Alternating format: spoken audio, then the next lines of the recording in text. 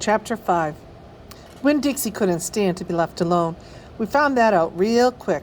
If me and the preacher went off and left him by himself in the trailer, he pulled all of the cushions off the couch and all the toilet paper off the roll.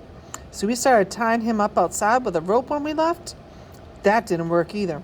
Winn Dixie howled until Samuel and Mrs. Detwiller's dog started howling too. It was exactly the kind of noise that people in an all-adult trailer park did not like to hear. He just doesn't want to be left alone, I told the preacher. That's all. Let's take him with us. I could understand the way Winn Dixie felt. Getting left behind probably made his heart feel empty. After a while, the preacher gave in. And everywhere we went, we took Winn Dixie, even at church. The Open Arms Baptist Church in Naomi isn't a regular-looking church. The building used to be a Picket Quick store. And when you walk in the front door, the first thing you see is the Picket Quick motto. It's written on the floor in little tiny red tiles that make it great big letters that say, "Pick, pick, pick, quick, quick, quick." The preacher tried painting over those tiles, but the letters won't stay covered up, and so the preacher has just given up and let them be. The other thing about the Open Arms is that it's different from other churches, is that there aren't any pews. People bring in their own fold-up chairs and lawn chairs, and so sometimes it looks more like the congregation is watching a parade or sitting at a barbecue instead of being at church. It's kind of a strange church, and I thought Winn Dixie would fit right in.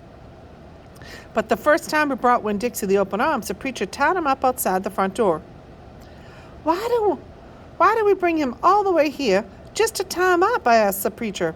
"Because dogs don't belong in church, Opal," the preacher said. "That's why."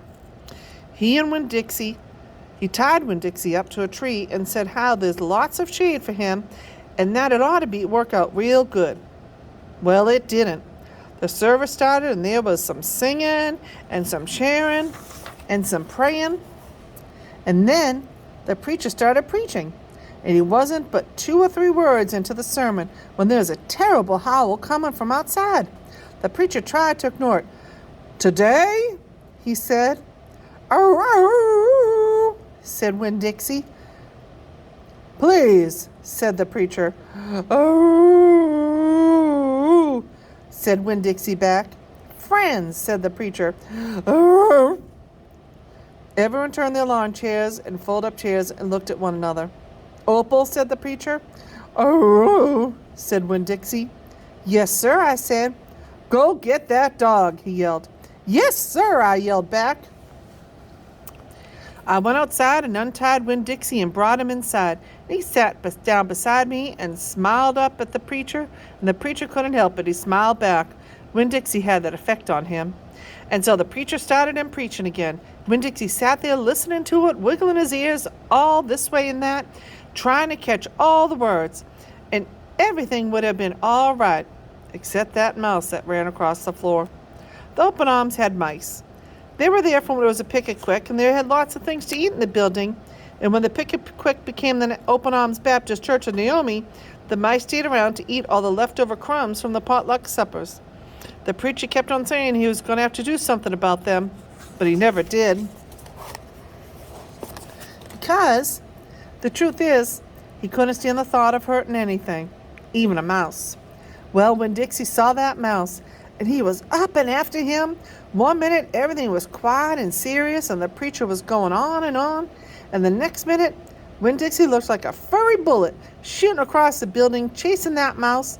He was barking and his feet were skidding all over the polished Picket Quick floor, and people were clapping and hollering and pointing. They really went wild when Winn Dixie actually caught the mouse. "I have never in my life seen a dog catch a mouse," said Mrs. Nordley. She was sitting next to me. "He's a special dog," I told her. "I imagine so," she said.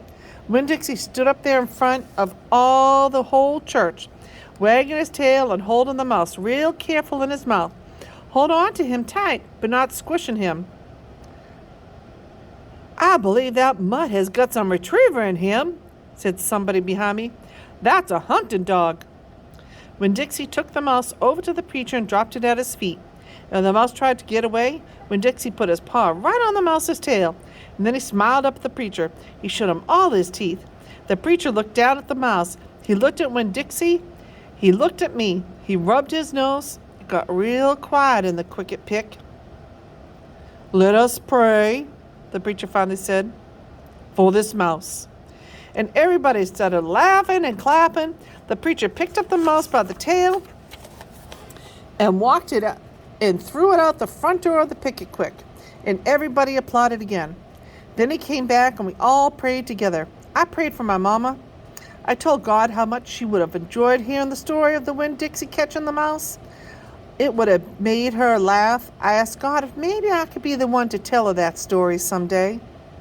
And then I talked to God about how I was lonely in Naomi, because I didn't know that many kids, only the ones from church.